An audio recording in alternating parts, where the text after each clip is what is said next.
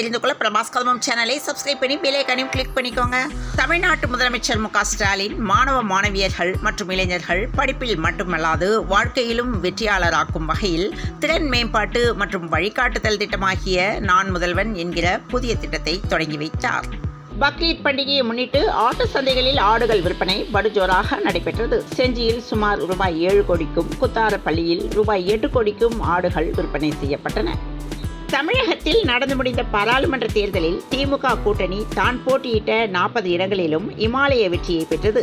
இந்தியாவை வியந்து பார்க்கும் அளவுக்கு இந்த வெற்றிக்கு வித்திட்ட திமுக தலைவரும் முதலமைச்சருமான மு.க. ஸ்டாலினுக்கு பாராட்டு விழா, கலைஞர் நூற்றாண்டு நிறைவு விழா, 40 தொகுதிகளிலும் வெற்றியளித்த மக்களுக்கு நன்றி தெரிவிக்கும் விழா என முப்பெரும் விழா கொண்டாடப்படுகிறது.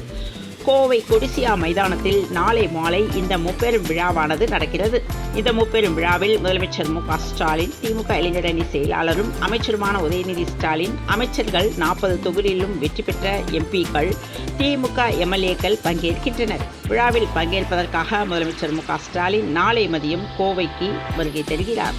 ஓசூர் அருகே மாநகராட்சி மூலம் வழங்கப்பட்ட குடிநீரை குடித்த 15க்கும் மேற்பட்டோர் வாந்தி மற்றும் மயக்கம் ஏற்பட்டு மருத்துவமனையில் அனுமதிக்கப்பட்டுள்ளனர். 61 நாள் தடைக்காலம் இன்றுடன் நிறைவு பெற்ற நிலையில் மீன்பிடிக்க தயார் நிலையில் விசைப்படகுகள் உள்ளன. திமுக முப்பெரும் விழாவால் மக்களுக்கு எந்த பலனும் இல்லை என அண்ணாமலை தெரிவித்துள்ளார். விக்கிரவாண்டி இடைத்தேர்தல் வேட்புமனு தாக்கல் இன்று தொடங்க உள்ளது. வார இறுதி நாட்களில் பக்ரீத் பண்டிகையை முன்னிட்டு தமிழகத்தில் இன்று முதல் 3 நாட்களுக்கு சிறப்பு பேருந்துகள் இயங்க உள்ளது. சந்திரபாபு நாயுடு அரசுக்கு ஹனிமூன் பீரியட் கொடுக்க நாங்கள் தயாராக இல்லை, ஒவ்வொரு தவறையும் விமர்சிக்க தயங்க மாட்டோம் எனவும் ஜெகன்மோகன் ரெட்டி தெரிவித்துள்ளார். குவைத் நாட்டில் நேரிட்ட தீ விபத்தில் இருந்த தமிழர்களின் உடல்களை தமிழகம் கொண்டுவர நடவடிக்கை எடுக்கப்பட்டு வருவதாகவும் உயிரிழந்தவர்கள் குடும்பத்துக்கு தலா ரூபாய் 5 லட்சம் நிவாரண உதவி வழங்கப்படும் என்றும் முதல்வர் மு.க. ஸ்டாலின் தெரிவித்துள்ளார்.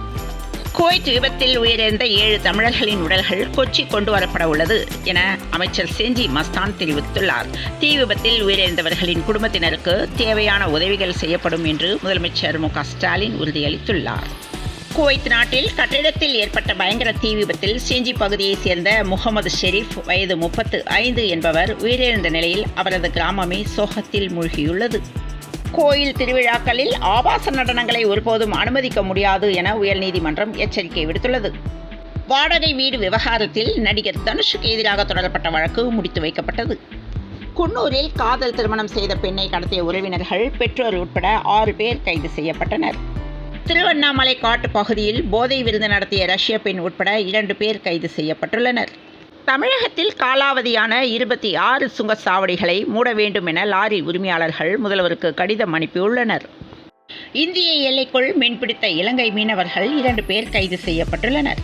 ரயில்களில் மூத்த குடிமக்கள் சலுகையை அமல்படுத்த வேண்டும் என மத்திய மந்திரிக்கு கார்த்தி சிதம்பரம் எம்பி கடிதம் அனுப்பியுள்ளார். 2026ஆம் தேர்தலில் அதிமுக அதிக இடங்களை பெற்று ஆட்சி அமைக்கும் என எடப்பாடி பழனிசாமி தெரிவித்துள்ளார். பாடல்கள் மீது இளையராஜா எந்த உரிமையும் கோர முடியாது என சென்னை உயர்நீதிமன்றத்தில் எக்கோ நிறுவனம் தெரிவித்துள்ளது.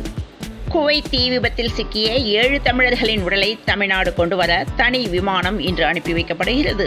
கருணை மதிப்பெண்களை ரத்து செய்வதன் மூலம் நீட் ஊழலில் இருந்து தப்பிக்க ஒன்றிய அரசு முயற்சி செய்வதாக முதல்வர் மு.க. ஸ்டாலின் குற்றம் சாட்டியுள்ளார். ஒன்றிய அரசின் கையாலாகாத்தனம் மீண்டும் நிரூபிக்கப்பட்டுள்ளதாக முதலமைச்சர் மு.க. ஸ்டாலின் தெரிவித்துள்ளார்.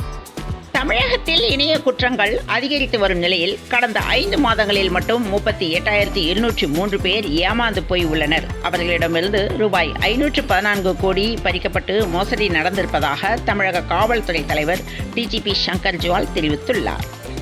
T20 உலக கோப்பையில் ஓமன் அணிக்கு எதிரான ஆட்டத்தில் 8 விக்கெட் வித்தியாசத்தில் இங்கிலாந்து அணி வெற்றி பெற்றது. T20 உலக கோப்பையில் நெதர்லாந்து அணிக்கு எதிரான ஆட்டத்தில் 25 ரன்கள் வித்தியாசத்தில் வங்கதேச அணி வெற்றி பெற்றது. சென்னையில் ஆபரண தங்கத்தின் விலை 1 கிராம் 6,650 ரூபாய்க்கும், ஒரு சவரன் 53,700 ரூபாய்க்கும் விற்பனையாகிறது. தமிழகத்தில் ஓரிரு இடங்களில் மழை பெய்ய உள்ளதாகவும், சென்னையில் இன்றும் நாளையும் இடியுடன் கூடிய மிதமான மழை பெய்ய வாய்ப்புள்ளதாக சென்னை வானிலை ஆய்வு மையம் தகவல் தெரிவித்துள்ளது. தொடர்ந்து இணைந்திருங்கள் பிரபாஸ் கதம்பம் செய்திகளுடன். மீண்டும் மற்றொரு செய்தியில் சந்திப்போம். வணக்கம்.